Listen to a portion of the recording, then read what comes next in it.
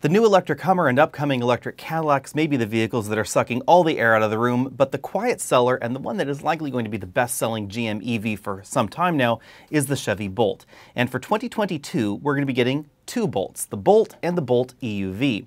It's probably best to talk about these two vehicles together. So in this vehicle, we're going to cover both the EUV and the regular updated Bolt.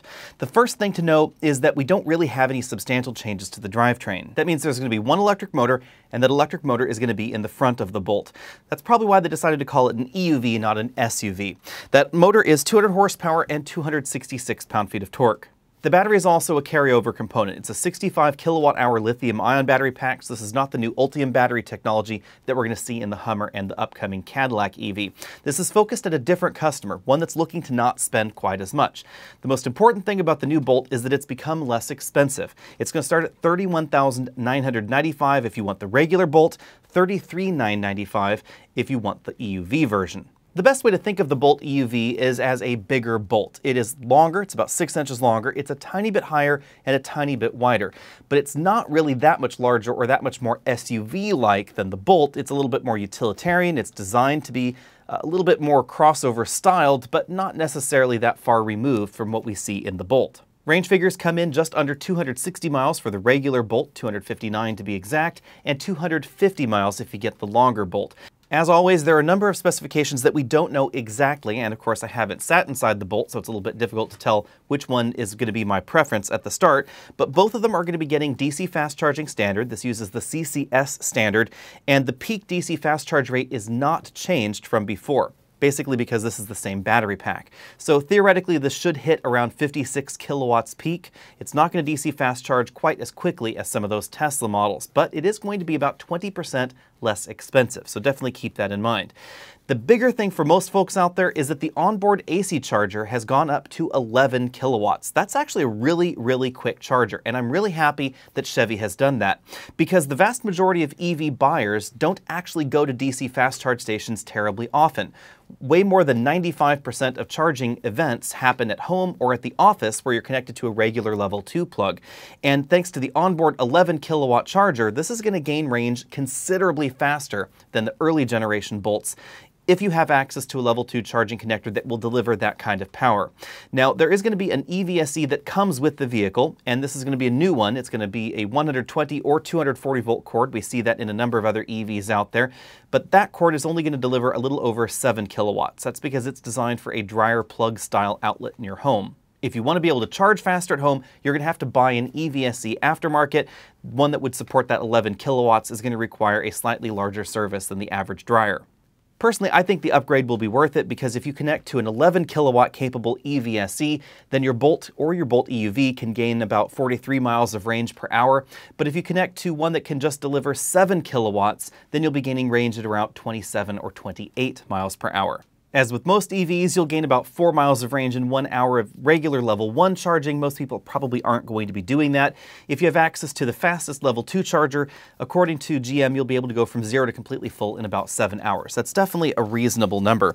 Now, scrolling down the rest of the specification list, it looks like they're all going to have 215 with tires, pretty similar to what we see in the current Bolt. The EUV version definitely looks a little bit more crossover-like from the outside. It gains about 6 inches in length versus the regular Bolt, but some of that appears to be lost in styling in the front and in the rear exterior trim.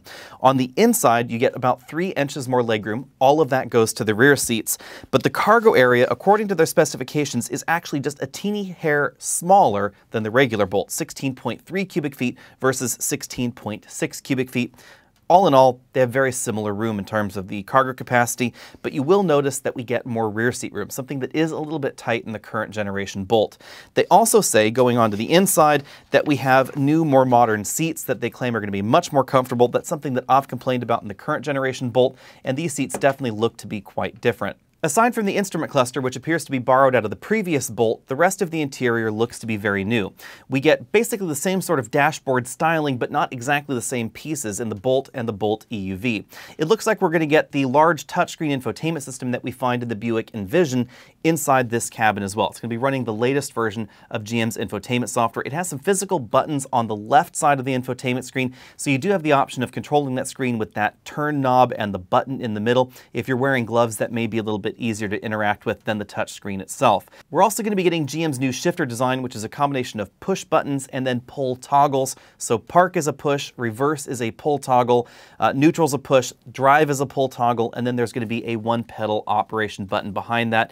This will give you true one-pedal driving if that's something that you prefer. Personally, I prefer coasting, so I actually prefer no throttle liftoff regeneration, but that is really a personal preference. GM understands that, so that's why we're going to be getting the ability for that to turn off, turn on, and then remember through power cycles. Now, going over the Bolt EUV interior, you'll notice that the steering wheel has a little dark section right there on the top of the wheel. That's because this is going to be the first Bolt and the first non-Cadillac to get Cadillac Super Cruise, essentially. There is going to be a difference, however. Unlike the Super Cruise system that we see in the Cadillac Escalade, this is not the latest generation of Super Cruise. Apparently, this is one generation removed from that. Some details are still a little bit sketchy, but it appears that this generation won't change lanes for you. That's going to be a feature, at least for the moment, reserved for the Cadillac lineup. Also worth noting, you will not get Super Cruise in the regular Bolt. You have to get Super Cruise in the Bolt EUV. Now, they haven't said what the minimum point of entry as far as price tag goes for getting Super Cruise, but they did say that the launch edition of the EUV will have it for $43,495. It's possible that there will be less expensive versions of it with Super Cruise. However, that's going to be considerably less expensive than the least expensive Cadillac with that feature right now, actually less than half. Currently, if you want to get Super Cruise in your Escalade, it's about $98,000, so this will be $43,495 for the only system currently available in North America that is hands off the wheel, other than, of course, Tesla's autopilot system with full self-driving, but that's in a beta phase. It's not a full production version just yet. This one is in full production. You will be able to buy one. You will be able to drive hands-free.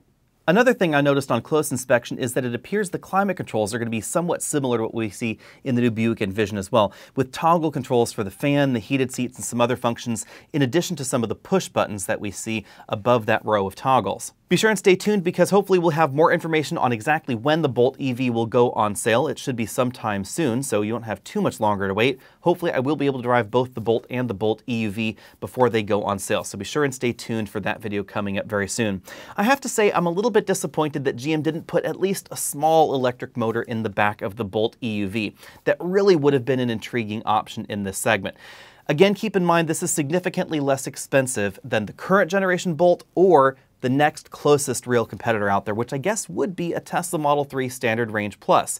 That SR Plus version of the Model 3 is going to be about $6,000 or so more expensive, approximately 18 to 20% more. That's a pretty big deal for someone that's just shopping at a $30,000 car and is maybe questioning its affordability.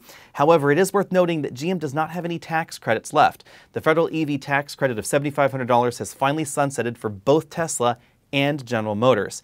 And that means that there may be options out there, if you qualify for the full federal tax credit, that could be a bit less expensive than the Bolt. On the other hand, when it comes to EV efficiency, the Bolt does extremely well, and it compares very, very favorably with the Tesla Model 3. So if you're looking for a vehicle that really can give you 250 to 260 miles of real-world range, the Bolt is certainly going to be an excellent option for you. I found range to be a little bit lower the last time I drove a Standard Range Plus version of the Model 3, although Tesla is continuing to improve their efficiency numbers, and now you'll be able to get heat pumps in the Model 3 lineup, so it's possible that it could be closer to that 250-mile range now. Hopefully I'll be able to get one of those vehicles to test it at some point later. I'm also a little bit sad that the Bolt EUV can't DC fast charge just a little bit quicker. I would have appreciated a slight bump on that DC fast charge rate. But of course, not that many people DC fast charge on a regular basis. However, if you do plan on doing a road trip in something like this, there is going to be a marked difference between the amount of time you spend DC fast charging this versus a Tesla Model 3. The standard range version of the Model 3 won't charge as fast as the bigger battery packs in that vehicle, but it will still go nearly 3 times faster than this. Be sure and let me know what you think about all that down there in the comments section below. And remember that this is going to be significantly less expensive than the Tesla Model 3. However, there are going to be some key competitors coming up soon that will have that full tax credit. We're expecting to see a lot of details landing very, very soon on the new Ioniq family of vehicles from Hyundai. That's going to be what they're going to be calling their new EV lineup. It's likely going to be priced substantially similar to this, with similar performance and an EV tax credit from the feds. So let me know what you think about all that down there in the comments section below. And if you were looking to spend just about $30,000 to $35,000 on your next EV, what would you buy? Remember that that's probably going to exclude the Tesla Model 3 for most folks. That's going to be a little bit more of a stretch. So in the non-Tesla category, if money's really, really tight, what would you get? I've got to say, however, if you are willing to spend more money, and bear in mind that base version of the Model 3 is going to be about 20% more expensive, I think it's an absolutely excellent value. And if I were willing to stretch my budget, that's probably where I would go. Let me know what you think about all that down there in the comment section below. And again, stay tuned because hopefully I'll be able to get my hands on the new Bolt very, very soon. I'll see all of you later.